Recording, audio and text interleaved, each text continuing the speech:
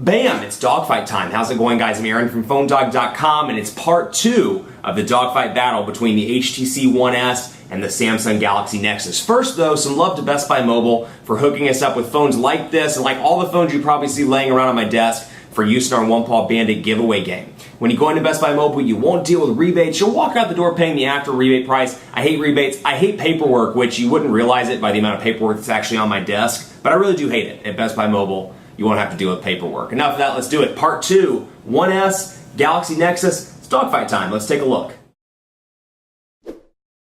Part 2 of this dogfight battle, let's just start out by taking a look at some of the speed tests. We'll start out with quadrant standard, and then we'll jump into the browser from there, assuming I remember that I said we were going to jump in the browser. All bets are off. You never know with me. It's 4 o'clock in the afternoon. I haven't had enough coffee today. You never quite know.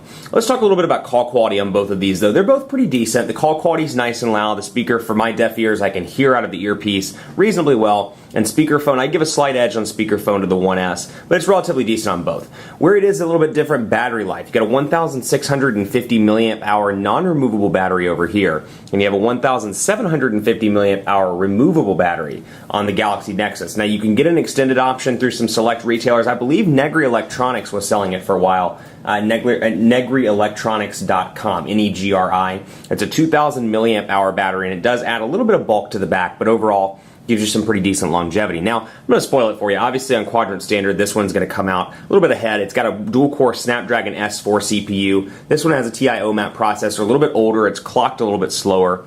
That's something to keep in mind when you look in between these two devices. But again, it's definitely a hardware versus a software battle here. And my theory with this has got the hardware. You can't really upgrade hardware on a device unless you're like overclocking it or you're rooting it, doing all that kind of stuff. I mean, I guess you can kind of theoretically, overclock, and that could be considered upgrading. But outside of that, to me, this is most likely going to get Jelly Bean. So, when you look at it like from a hardware versus software perspective, you can get Jelly Bean on this most likely in the next couple of months. That said, this has Jelly Bean now, and I'm as much of an instant gratification person as the next tech guy, so it's nice to be able to get it out of the gate right away, and the improvements to Jelly Bean are very nice. We'll talk about Google Now in just a bit. Quadrant standard here, 4,455, 2,240 over here. And before I jump out of this, let me finish what I was saying about battery life. Standby time's pretty impressive on the One S. I do notice that it takes its toll whenever you are, talking on a regular basis, surfing the web. When you're actually using the device, it goes down pretty quickly. But standby time's pretty decent. Over here, it's kind of decent across the board. I'd say with moderate use, I get anywhere from about 8 to 11 hours, depending on what your definition of moderate use is and what my definition of moderate use is that day. So, about the same. I will say standby time's better over here. I would give a slight edge in actual use time to the Galaxy Nexus. So a little bit different depending on what you do with your device. If you're at work, you don't use it a whole lot, you rely on that standby time, this could be a good option for you. Then again, you can just pull out the battery and replace it on the Galaxy Nexus when you need to. With this one, you got to keep it on a charger. So if you're a road warrior, you travel a lot, you're in the office, keep a couple of chargers around, which I feel like I say that in every video. I actually do say that in every video, but it's very true. So I can't really lie there. So tools, let's load this up. Megabits per second. Let's change Wayne, New Jersey to Chester, South Carolina, and begin the test. HSPA plus 42 megabits per second capabilities over here on this device, and let's see how these load up on T-Mobile's HSPA plus network.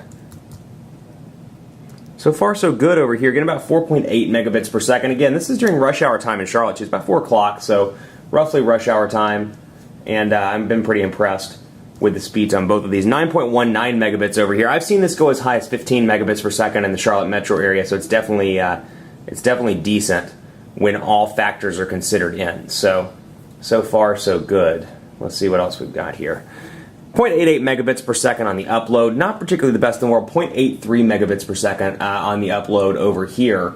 So again, uploads aren't that great, but you got 4.95 megabits per second over here, and then you got 9.19 megabits per second over here. So again, HSPA plus 21 megabits per second over here. So you do get HSPA plus significantly slower though than HSPA plus 42 megabits per second. So the theoretical peak here is higher than on the Galaxy Nexus. So that's something to keep in mind as well. This is something that I've noticed with HTC's UI, and this is just something that's kind of irritating with non-stock. Notice how the menu button on the Galaxy Nexus pops down here in the bottom with the back, the home, and the recent applications button. Well, obviously, you got physical buttons down here, so it doesn't pop down like that. What it does, it just kind of sits up here in the top, like that. Now that's addressed, I believe, by a recent software update. I think HTC is rolling out a software update. I was trying to keep track of that earlier this week, and I want to say they're rolling out an update to fix that, and they are aware of it. So that's something to keep in mind as well. Camera, let's talk about that. 8 megapixel camera on the 1S, 5 megapixel camera on the Galaxy Nexus. They're both decent for taking shots. Take a look at this one I shot the other day with text.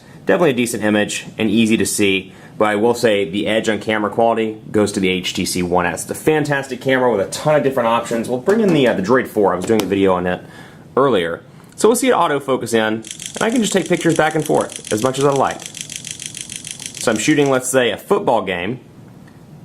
I come in here and I pick the best picture. Let's say that's the best shot. Well, I can delete all the rest of the images. That's a great option. I absolutely love that. I love the ability to take stills while I'm shooting video too. So I'm recording a video right now, and you know what? I'm watching, let's say, my son or daughter's soccer game. Bam. Scored a goal. Bam. Somebody fell. Bam. Kid tripped and fell in the grass. Bam. Ha ha ha ha. Well, no, I wouldn't say ha. That's mean. That's just mean. But you get the idea.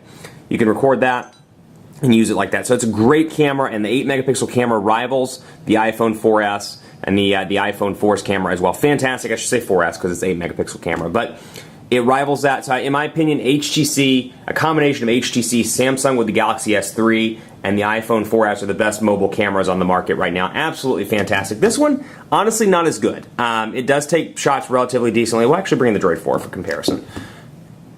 Focuses in relatively quickly.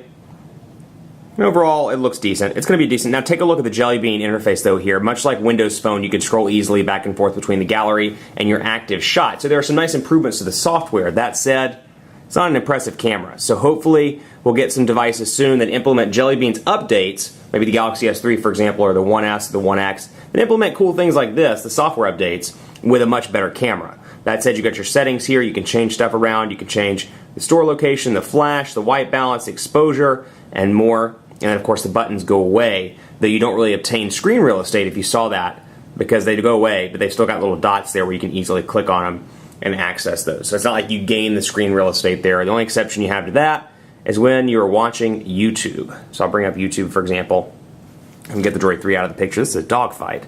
Can't keep it in there too long. Okay, let's load up Phone Dog. Phone Dog. Man, I can't spell. Jeez. Phone Dog. Maybe it's just me. Maybe it's just a bad typer. It's very possible.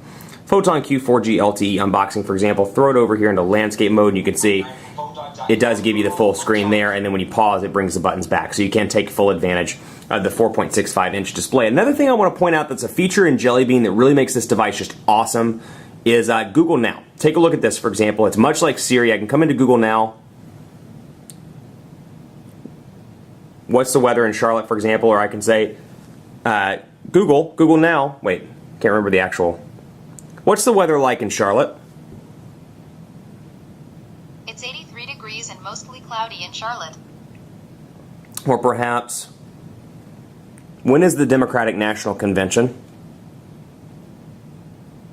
Democratic National Convention begins Monday, September 3rd, 2012, and ends Thursday, September 6th, 2012.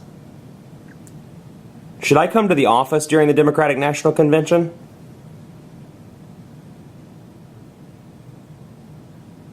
It's like, I don't know. Maybe you shouldn't. Actually, I'm actually traveling for work. I'm in New York for the DNC. So, where is Homeland shot? Filmed in and around Charlotte. So you see it brings up the search. But in a case like weather, for example, what's the weather in Charlotte? It's 83 degrees and mostly cloudy in Charlotte. And then, of course, I can bring up the web results below that. This is a fantastic tool. They've done incredible with this. Love the cards. Love the way it looks. And then you'll get features like when you add stuff like, tell me about United Flight 1271.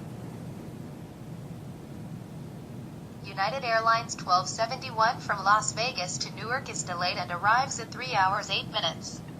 And so it'll predict this. So let's say I'm in, an airport or something. It'll predict my flight. So it's going to give me updates on Flight 1271 all day long. But it's intended to be an intuitive search application, and it's absolutely fantastic. One of my favorite new features about Jelly Bean. Unfortunately, you don't get that in the 1S just yet. But hopefully when it gets upgraded to Jelly Bean, you will get that feature. Lastly, I want to point out this.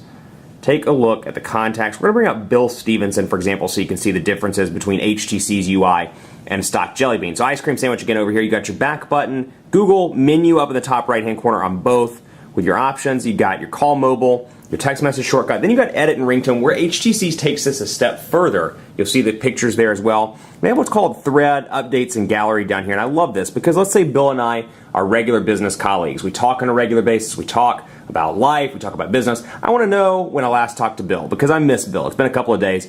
I can see my call history with Bill, my email with Bill, though unfortunately the API doesn't work with Gmail yet, so it's got to be an account that's set up through the actual email application.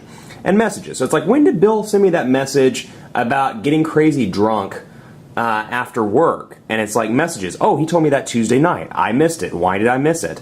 I imagine this would be what would be going through my head if Bill were a real person and he actually texted me that. But that would show up right here in messages. And then I've got my updates here as well. And then my gallery where I can see pictures that are tagged with Bill in them. So great personal information management. This is one area where I feel like even the stock versions of ice cream sandwich and Jelly Bean are severely lacking. You got something awesome like Google Now. I'd love to see some sort of integration there with my personal information management stuff.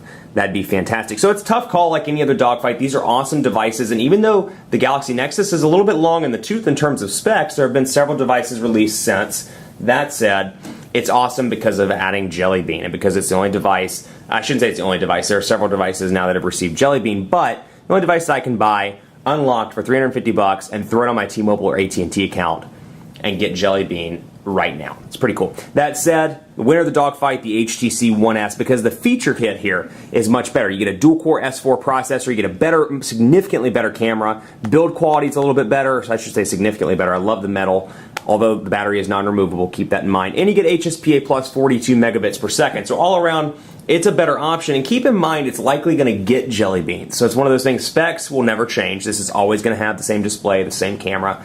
This is most likely going to get upgraded to Jelly Bean, so you'll be able to benefit from most of those features that we talked about on the Galaxy Nexus. Much more coverage to come on PhoneDog.com. Keep it locked on the site. Be sure to follow us on Facebook, Facebook.com/PhoneDog. Hit me up on Twitter, too. Let me know what you think of both of these devices. Does Jelly Bean trump the One S? Does the One S's features trump Jelly Bean? Are there not much of a difference between ice cream sandwich and Jelly Bean?